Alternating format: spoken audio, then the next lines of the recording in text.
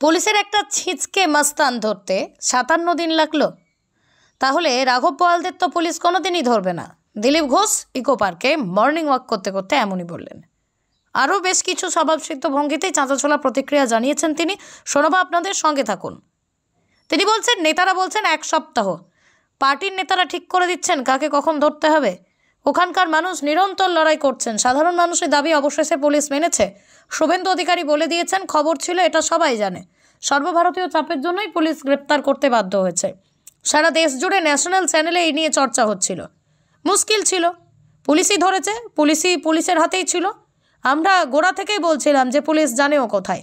আমাদের 4 জন কর্মী খুন হয়েছে, আমরা শাহজাহানের নামে এফআইআর করতে চেয়েছিলাম, পুলিশ তখন নেয়নি, এবার নিতে হবে। হাজার হাজার কোটি লুট হয়েছে, এটা প্রসেস শুরু হলো। তৃণমূল জানে এবার পরপর লিস্ট আসবে, একদিন না একদিন তাদের সবাইকেই ধরতে হবে। Only 50 meters from Palpara railway station and 1.5 kilometer from National Highway, Palishuri Supermarket Complex, the largest market complex in Noida district. 1, 2, 3, 4 BHK flats starting from 11.99 lakhs. Instant bank loan. Book now. ৫৭ দিন শেখ শাহজাহান গ্রেফতার, আপনার প্রথম প্রতিক্রিয়া জানতে চাই। না, পুলিশের হাতে দায়িত্ব দিতে একটা ছিচকে মস্তানকে ধরতে ৫৭ দিন লাগলো। তাহলে যারা বড় বড় ঘুরে বেড়াচ্ছে রাঘব বোয়াল, তাদেরকে পুলিশ তো কোনো দিন ধরবে না।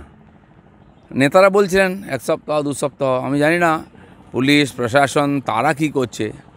পার্টির স্পোক্সম্যান, পার্টির নেতারা ঠিক করে দিচ্ছেন কাকে কবে ধরা হবে। যাই হোক, ধরা পড়েছে। ওখানকার মানুষ নিরন্তর প্রয়াস করেছেন, লড়াই করেছেন যে এই ধরনের ক্রিমিনালদের ধরা হোক। ধরা পড়েছে, সাধারণ মানুষের দাবি কমপক্ষে মেনেছে পুলিশ। শুভেন্দু অধিকারী কালকে সকাল 9:40 টুইট করে বলেছিলেন যে আগের দিন রাত 12টা থেকে শেখ শাহজাহান পুলিশের কাছে ভিআইপি ট্রিটমেন্টে আছে। তার উত্তরে অর্জুন সিং একটা পাল্টা টুইট করেন যে যদি শুভেন্দু অধিকারীর কাছে এত কনফার্ম খবর থাকে তিনি টুইট না করে পুলিশকে জানাতে পারতেন। তারপরেই কিন্তু দেখা গেল যে টাইমিংটা শুভেন্দু অধিকারী অ্যাপ্রক্স করেছিলেন সেটা কিন্তু ম্যাচ করে গেল। না, শুভেন্দু তো বলে দিয়েছেন খবর ছিল, কিন্তু এটা সবাই জানে। আর এই চাপের জন্য হয়তো পুলিশ বাধ্য হয়েছে তাকে অ্যারেস্ট করতে। চারদিক থেকে চাপ, আর সর্বভারতীয় চাপ, সারা দেশ জুড়ে ন্যাশনাল চ্যানেলে নিয়ে ডিবেট হচ্ছে আলাদা। পশ্চিমবঙ্গ, সন্দেশখালী, শাহজাহান আর মমতা ব্যানার্জি, এটা হচ্ছে আজকাল ইকুয়েশন এখানকার। সেই জন্য সবাই জানতাম আমরা ওখানেই আছে, পুলিশ ইচ্ছা করে ধরছে না, কোর্টের কানমূলা খেয়ে এখন বাধ্য হয়েছে ধরতে। কালকেই হাইকোর্ট বলেছিল যে কেউ ধরতে পারে, কোনো বাধা নেই, পুলিশ, ইডি, সিবিআই যার হাতে আছে। তারপরে পুলিশ ধরলো, কিন্তু পুলিশকেই তো ধরতে হবে। ইডি ওখানে কী করবে গিয়ে, জঙ্গলে কাউকে যেতেই দিচ্ছে না। আর ইডির লোকেদের পক্ষে ওখানে গিয়ে পৌঁছে কিছু করা মুশকিল আছে। আমরাও বলছিলাম এটা পুলিশের হাতে ছিল, পুলিশই ধরেছে। রাজ্যপাল 72 ঘন্টার সময়সীমা বেঁধে দিয়েছিলেন, যেটা আজকে শেষ হচ্ছে। কুণাল ঘোষ 7 দিনের সময়সীমা বেঁধে দিয়েছিলেন, তার আজকে 3য় দিন চলছে। তাহলে কি সবটাই সেট করা ছিল? না, আমরা তো প্রথম থেকেই বলছিলাম যে সবাই জানে শাহজাহান কোথায় আছে, পুলিশ চাইলেই ধরতে পারে। টিএমসি যখন চাইবে তখন হবে। আমার মনে হয় তারা বাধ্য হয়েছেন এখন তাকে ধরতে, তাই ধরা পড়েছে। এটা যদি আগে হতো তাহলে হয়তো বিষয়টা এত বাড়তো না। শেষ প্রশ্ন, এবার কি তাহলে সন্দেশখালী শান্ত হবে? সেটা তো ওখানকার লোকেরা ঠিক করবেন।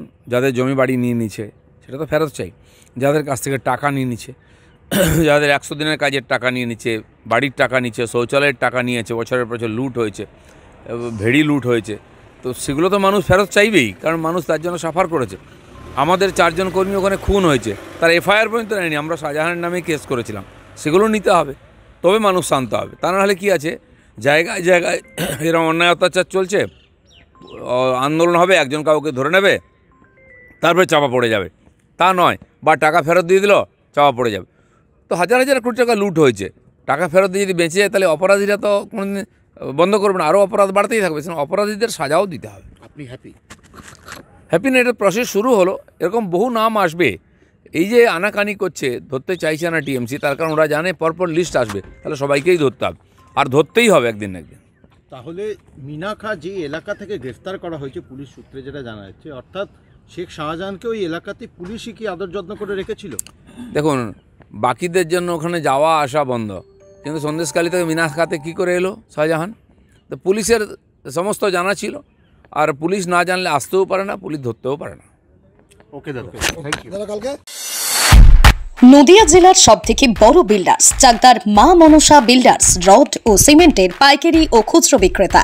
মা মনসা বিল্ডার্স, পদ্মবিলা, চাকদা, নদিয়া। রড কেনাকাটায় থাকছে ডিসকাউন্ট অফার। মা মনসা বিল্ডার্স। নদিয়ার সবথেকে বড় English medium school JRS public school, প্রায় 35 বিঘা জমির ওপর গড়ে উঠেছে বিশাল campus.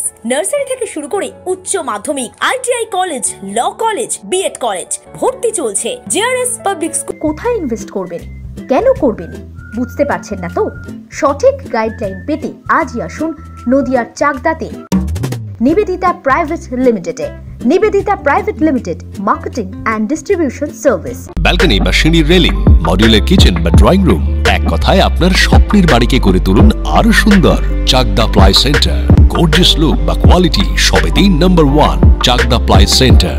Chakdah ply centre, KBM, Chakdah, Nadia. হোমওয়ার্কটা করেছো? হ্যাঁ স্যার। এ বাবা, ভুল করেছো কেন? চোখে কেমন ঝাপসা দেখছি, লিখতে আর পড়তে খুব সমস্যা হচ্ছে।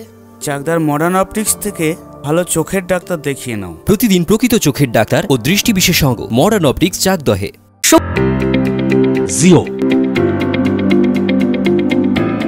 রিয়েলমি, নদিয়ার একমাত্র অথরাইজড ডিস্ট্রিবিউটর, ঘোষ কমিউনিকেশন, থানার মোড়, চাকদা, নদিয়া।